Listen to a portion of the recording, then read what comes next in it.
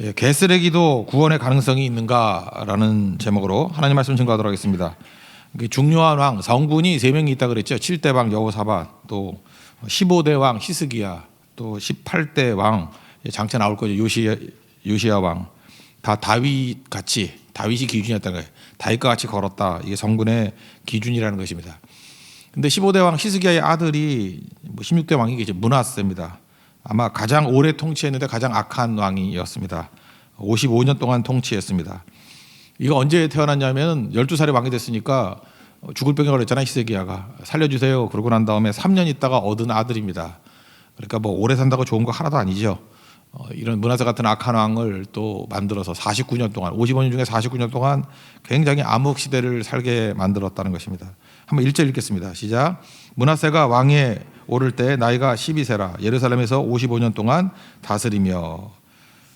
우리가 얼마나 오래 사느냐 이거보다 중요한 것이 사명으로 사느냐, 이게 중요하다는 것입니다.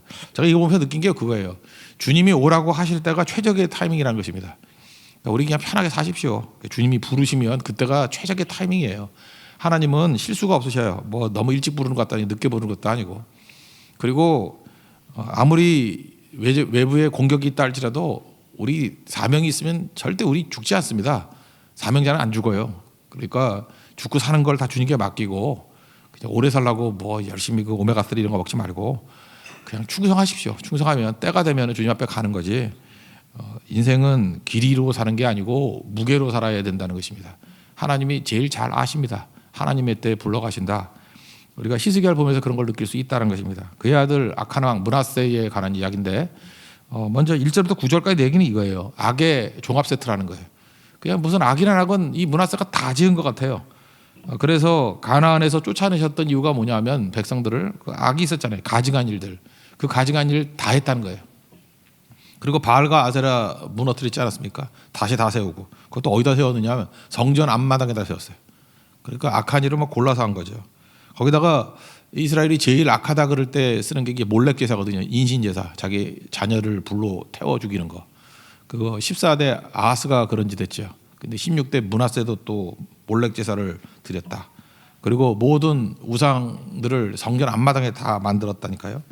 그러니까 마지막 결론이 이거예요. 9절 결론이 므낫세는 그 이전에 있던 모든 악을 다 엎어치기 한 것보다 더 악하더라. 뭐 더 설명할 게 뭐 있습니까? 악의 종합 선물 세트다. 2절부터 9절까지 한번 쭉 읽어보겠습니다. 시작.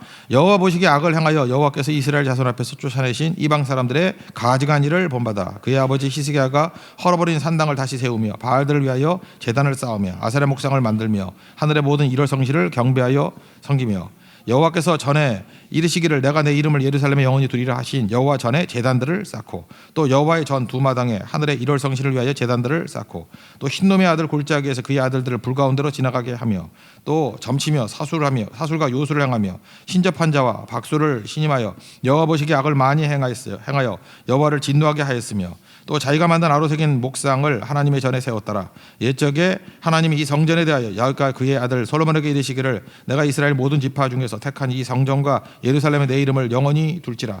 만일 이스라엘 사람이 내가 명령한 일을 곧 모세를 통하여 전한 모든 율법과 율례와 규례를 지켜 행하면 내가 그들의 발로 다시는 그의 조상들에게 정하여 준 땅에서 옮기지 않게 하리라 하셨으나 유다와 예루살렘 주민이 므낫세의 꾀임을 받고 악을 행한 것이 여호와께서 이스라엘 자손 앞에서 멸하신 모든 나라보다 더욱 심하였더라. 아주 악의 종합 선물 세트였다는 것입니다. 그럼 문제는 왜 이랬냐는 거예요. 왜? 두 가지인 것 같아요. 하나님을 잊어버린 것과 또 하나가 자기중심. 이게 교만이죠. 그러니까 이즘과 교만 두 가지로 요약할 수 있다는 것입니다. 원래 그 므낫세란 이름 뜻이 잊었다란 뜻이거든요. 그 요셉의 두 아들이 첫째 아들이 므낫세고 둘째 아들이 에브라임이잖아요. 그러다가 이게 둘이 바뀌어 버렸죠. 장남과 차남이 이렇게 X자로 축복하는 바람에 첫째 아들이 므낫세라고요. 애굽에서 굉장히 고생을 많이 했지 않습니까? 근데 하나님 축복으로 그를 치유해 주셨죠. 그죠? 이렇게 총리로 만드시고 모든 걸 다 회복시켜 주셨잖아요. 그래서 축복을 충만히 받고 난 다음에 요셉이 아들을 낳고 드디어 므낫세라 그랬어요. 뭘 잊은 거예요? 아픔을 잊고 고통을 잊고 그죠? 과거를 잊고. 원래 그런 뜻이에요. 죄악들을 잊어버리고 이제는 하나님의 축복만이 남았다. 그래서 므낫세 하니까 두 번째 아들 에브라임이 창성이라는 뜻이잖아요. 두 배의 축복. 잊어버려야지 돼요. 용서해야지 창성함이 있다고요. 그래서 므낫세 에브라임은 요셉의 신앙 고백이기도 합니다. 근데 그 이름을 따가지고 므낫세라고 이름을 지었다고요. 이즘이에요, 이즘. 잊어버렸다. 근데 이 멍청한 녀석은 하나님의 그 능력과 은혜를 붙들어야 되는데 오히려 뭘 잊어버려요? 은혜를 잊어버리고 말씀을 잊어버리고 하나님을 잊어버린 거예요. 아픔과 상처를 잊어버려야 돼. 잊어버리는 대상이 틀린 거죠. 그래서 여러분 신명기에서 제일 중요한 게 무엇입니까? 기억하라는 거예요. 잊지 말고 기억하라. 그래서 신명기 6장 같은 데 보면은 8절에 뭐 말씀을 손목에 메고 뭐 그다음 미간에 붙이고 또 집 문설주 바깥에 기록하라. 이게 무슨 뜻이에요? 기억하라는 거죠. 우리 성찬식 하는 이유가 뭐예요? 이건 내 몸이고 이거는 내 피다. 그러면서 예수님을 기억하라는 거 아니에요? 기억? 그죠? 이게 기억이 중요한 거예요. 잊어버리면 다 끝나는 거죠. 우리도 마찬가지입니다. 하나님의 은혜를 잊고 말씀을 잊고 하나님을 잊어버리면 므낫세 같이 됩니다. 받은 바 은혜가 필요한 게 아니에요. 잊어버리면 이렇게 된다. 잊어버리면 잊지 말라는 거죠. 또 하나는 그 자기 이름을 두려고 했던 교만함이죠. 자기를 내세우려고 하는 거예요. 자기 이름이 뭐 드높아지리라 내 이름을 둘지라 7절에 그렇게 나오잖아요. 자기 이름을 위해서. 교만함이죠. 교만하면 이렇게 된다는 것입니다. 여러분 교만이 뭐예요? 이게 바벨탑 쌓는 거 아니에요? 나를 증명하려고 하는 거. 나를 남기려고 하는 거. 그러면 깨지게 된다는 것입니다. 여러분 죄의 보편성을 잊지 마십시오. 어떤 사람이 더 악해서 죄를 짓는 게 아니고 모든 인간은 다 죄를 지을 수 있는 가능성이 있어요. 우리에게는 죄의 인자가 있거든요. 날 때부터 죄인이에요. 그래서 두 가지. 잊어버리면 이런 악독한 죄인 되고요. 그다음에 교만하면 그냥 곧장 이렇게 썩어버린다는 것입니다. 남 얘기 아니에요. 우리 거울로 삼아야 됩니다. 우리예요. 그래서 누구나 이렇게 심각한 죄에 빠질 수 있다. 이게 므낫세 메시지의 전제입니다. 근데 두 번째 핵심적인 메시지는 뭐냐 하면 그 다음에 나오는 얘기예요. 므낫세가 회개했다라는 거예요. 이게 되게 중요한 거죠. 회개하면 살 수 있다는 것입니다. 49년 동안 죄 짓고 6년 동안 돌아오게 되는 얘기가 나온다는 것입니다. 열왕기에는 이 얘기가 생략돼 있어요. 그래서 므낫세가 악한 왕으로만 돼 있고 그가 돌아온 얘기는 별로 없어요. 므낫세가 얼마나 악한 왕인지 이사야에서 있죠. 이사야를 죽인 사람이 므낫세예요. 이사야를 죽였는데 어떻게 죽였느냐? 히브리서에도 나오죠. 11장에 톱으로 켜서 죽였어요. 톱으로 이렇게 썰어가지고. 그러니까 얼마나 악한 놈인지 알겠죠. 그러니까 이스라엘 백성들은 므낫세가 이가 갈리는 거예요. 그래서 열왕기 그 당시에 쓰여진 게 열왕기잖아요. 열왕기 기자는 회개한 게 탐탁지가 않았는가 봐. 그래서 그걸 빼놓은 것 같아요. 그래서 회개한 내용들을 생략해 버렸는데 역대기에서는 오히려 지금 포로로 끌려가서 돌아온 백성들 아니에요. 자기들이 므낫세라는 거 이렇게 큰 죄를 졌는데 나 같은 죄인도 용서받을 수 있나요? 있다. 그래서 므낫세의 회개가 여기에 나와 있다라는 것입니다. 우리는 누가복음 15장에 나오는 탕자하고 비슷해요. 그 탕자의 형, 탕자가 돌아오는 거를 그리 기뻐하지 않아요. 저런 나쁜 놈은 망했으면 좋겠고 지옥 갔으면 좋겠고 용서 안 받았으면 좋겠고 그런 생각이 들죠. 여러분 그런 거 있지 않습니까? 어떤 사람이 평생 나쁜 짓만 하다가 호의호식했어요. 근데 막판에 회개해서 돌아왔다. 그래서 막 간증하고 다니고 뭐 심지어 목사가 돼가지고 말씀 증거하고 제가 알거든요. 이렇게 나쁜 짓 많이 한 사람이 나중에 목사 돼가지고 60 넘어서 굉장히 크게 많은 사람들을 변화시키는 사람이 됐는데 굉장히 훌륭한 분이에요. 그죠? 근데 그 주변에 있는 분들 여러분 다 아실 거예요. 그 앵커 하셨던 분 되게 유명한 분이에요. 그죠? 되게 크게 쓰인 분. 근데 젊었을 때 같이 놀던 분이 그러더라고요. 억울하대요. 저 죄란 죄는 다 짓고 난 다음에 저 목사가 돼가지고 저렇게 은혜를 끼친다 그러고 그러니까 자기 싫다고. 저는 이걸 보면서 느낀 게 인간이 은혜를 제일 싫어해요. 내가 은혜 받는 건 좋아하지만 네가 은혜 받는 건 너무너무 싫어해요. 그죠? 내가 용서받는 건 좋아하지만 네가 용서받는 건 너무너무 싫어요.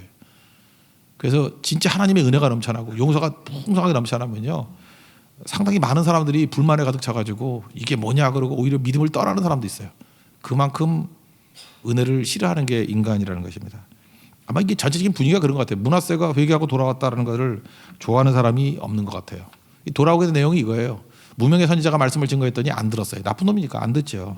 그래서 하나님이 쓰시는 방법이 뭐냐면 아수르의 공격을 통해서 쇠사슬로 결박을 했어요.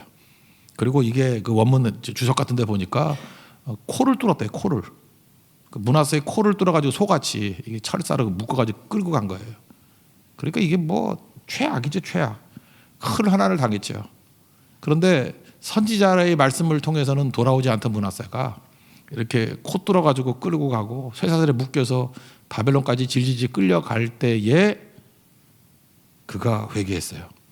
그죠? 그가 하나님 앞에 기도가 터져 나오고요. 하나님 죽을 죄를 졌습니다. 용서해 주세요. 간구하고 크게 겸손했다 그래. 크게 겸손했다.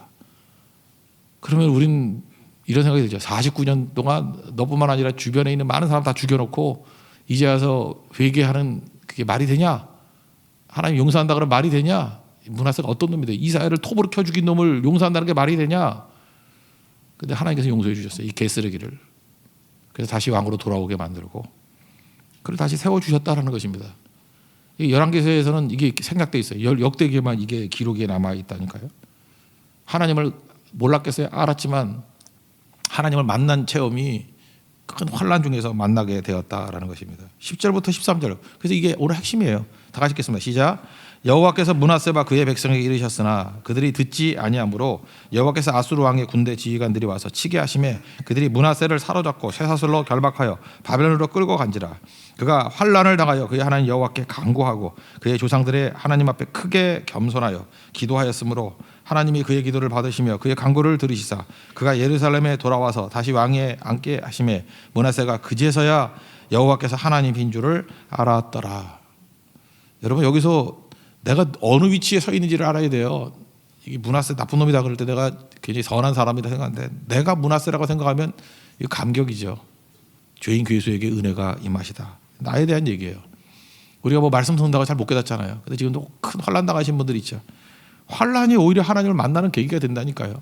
큰 고난이 하나님 만나는 계기가 돼서 환난 때문에 기도하게 되고 환난 때문에 크게 겸손하게 된다 그러면 이게 왜 나쁜 거예요?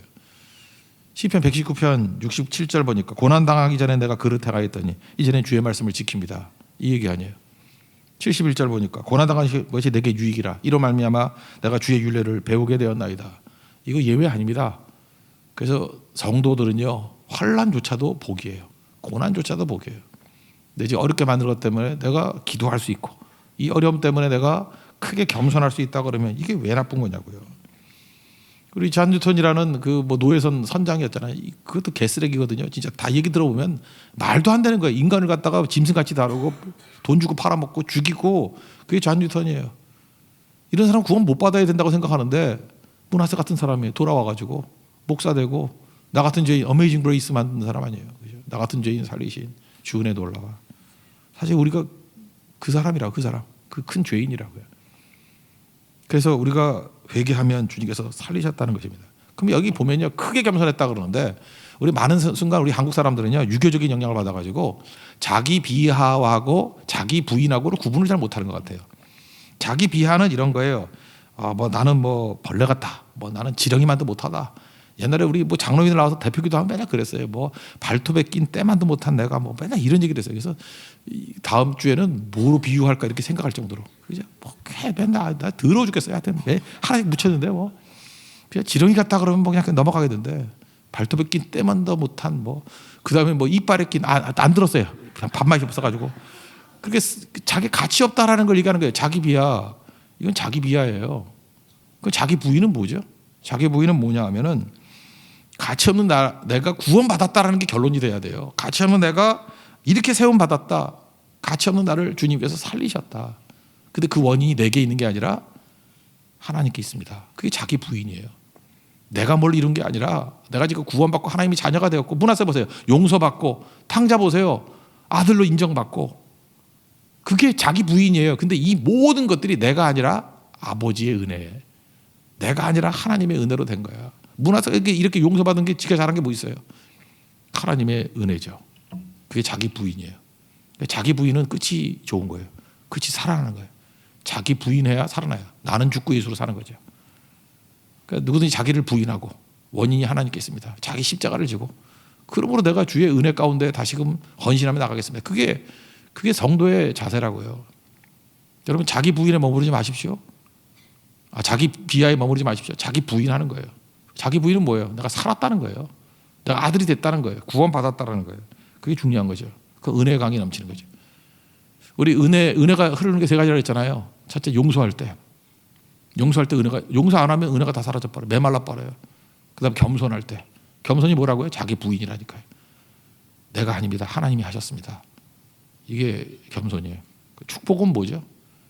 그러니까 내가 다른 사람을 축복해 줄 수 있는 거예요. 그때 은혜 강이 흐르는 거예요. 축복이라는 게 다른 게 아니고요. 축하하는 영성이 있어야 돼요.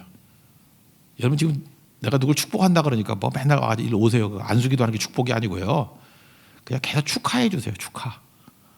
예배 안 나왔다가 나오면은 그냥 가만히 있지 말고 축하합니다. 막 기뻐해 주는 거예요. 축하해 주는 영성. 그리고 옆에 있는 사람이 뭐 좋은 대학에 붙거나 뭐 이렇다 그러면 우리 애는 떨어졌는데 이러지 말고요. 축하해 주는 거예요. 기뻐해 주는 거예요. 그러니까 기뻐해 주고 축하해 주는 게 이게 축복하는 영성이라. 그럼 은혜가 넘쳐나게 돼 있어요. 반면에 이거 반대말이 뭐예요? 시기 질투. 그냥 꽁 해가지고 뭐 쟤만 사랑해. 왜 쟤는 저러나. 그게 망하는 거, 이게 망하는 거. 하나님의 은혜 가운데 우리가 용서하고 겸손하고 축하하는 영성, 축복하는 영성이 되는 우리 하나님의 거룩한 종 되기를 바랍니다. 16대 왕이 므낫세가 그의 아들이 이제 아몬이에요. 아몬인데 그 뒤에 이제 잘된 얘기는 이제 14절부터 20절까지는 잘 됐다는 거예요. 이제 모든 게 융성해졌다. 이제 그 다음에 아들이 아몬이에요. 아몬 다음이 마지막 빛과 같이 빛나는 위대한 왕 18대 왕 요시야거든요. 요시야. 그러면 17대도 악하다고 그러고 18대도 악하다. 므낫세도 악하고 뭐 아몬도 악하다 그러는데 차이점이 뭘까? 여러분 그 므낫세의 아들 아몬 외우는 건 전 옛날에 그렇게 배웠는데 아몬 외우기 힘들어서 아몬드로 외웠는데 아몬드가 죽으면 아재개그예요. 알잖아요. 아몬드가 죽으면 다이 아몬드. 그죠? 예. 그렇게 외웠어요.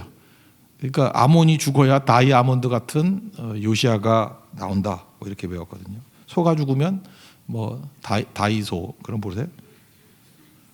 처음 만나서 소가 하는 인사는 반갑소. 뭐 뜨거운 과일은 뭐 천도 복숭아 뭐 이런 거 모르세요? 예. 그렇게 외우면 상당히 유익이 됩니다. 왜냐하면 나이 들면 잠깐 머리가 나빠져가지고 잊어버리잖아. 그렇죠? 그래서 다이아몬드 하면 난 항상 그 17대 18대가 생각나요. 아몬이 죽으니까 다이아몬드 같은 요시야가 나타났다. 그죠? 하나님 마지막 불꽃 같다. 그 되게 중요한 거죠. 예, 그렇게 외웠던 일이 있는데 하여튼 그 17대 왕 아몬도 나쁜 놈이에요. 나쁜 놈인데 므낫세도 나쁘고. 근데 한번 따져보자고요. 므낫세는 55년 동안 통치했는데 49년을 악하게 보냈고 6년 제대로 살았어요. 반면에 아몬은 왕이 2년밖에 안 됐거든요. 2년.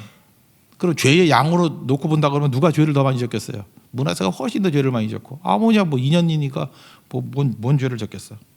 악의 총량 가지고 악하는 걸 따지는 게 아니라고요. 므낫세는 회개가 있고요. 아몬은 회개가 없어요. 그래서 악한 자로 끝나버리는 거예요. 그래서 천국은 누가 가느냐? 죄 없는 자가 가는 게 아니라 회개한 자가 가는 거다. 우리는 왜 망하죠? 죄 지어서 망하는 게 아니에요. 회개하지 않아서 망하는 거라고. 그게 므낫세와 아몬과의 차이예요. 우리 아몬을 보십시오. 이게 회개가 없어요. 21절부터 25절까지 읽겠습니다. 시작. 아몬이 왕위에 오를 때 나이가 22세라 예루살렘에서 2년 동안 다스리며 그의 아버지 므낫세 행함같이 여호와 보시기에 악을 행하여 아몬이 그의 아버지 므낫세가 만든 아로새긴 모든 우상에게 제사하여 섬겼으며 23절 중요합니다. 이 아몬이 그의 아버지 므낫세가 스스로 겸손한 같이 여호와 앞에서 스스로 겸손하지 아니하고 더욱 범죄하더니 그의 신하가 반역하여 왕을 공중에서 죽이매 백성들이 아몬 왕을 반역한 사람들을 다 죽이고 그의 아들 요시야를 대신하여 왕으로 삼으니라. 여러분 내가 뭐 무슨 죄를 졌다고 나는 뭐 작은 죄만 졌어요. 뭐 그러면서 죄 비교하지 마세요. 저렇게 큰 죄를 졌는데 그래도 나는 이 작은 죄밖에 안 졌어. 지옥 가요. 므낫세 같이 어마어마한 죄 이런 천인 공로할 뭐 갖다 붙이지 말 다 갖다 붙이라고. 이 사회를 톱으로 켜주겠다니까요. 근데 회개하고 크게 겸손하니까 구원받잖아요. 이게 메시지예요. 십자가 앞에 나아가면 구원받는다는 거예요. 여러분 자녀들이 그런 것 같이 보이죠. 우리 자녀는 착하게 자랐어요. 법 없이도 살래예요. 지옥 가요 그럼. 예수 안 믿으면. 예배 안 드리면. 근데 천인공로할 요즘에 뭐 있죠? 아닌 듯 이런 놈. 말도 안 되는 일을 하는 사람이라 할지라도 살인자가 된다 할지라도 우리가 상상할 수 있는 모든 죄인을 다 엎어친 거라 할지라도 그리스도 십자가 붙들면 구원받는다. 말이 안 되는 것 같이 보이죠. 그게 복음이에요. 그래서 오순절 성령 강림이 있고 난 다음에 사도행전 2장 38절에서 이렇게 말씀합니다. 너희가 회개하여 각각 예수 그리스도의 이름으로 세례를 받고, 세례는 죽음이에요.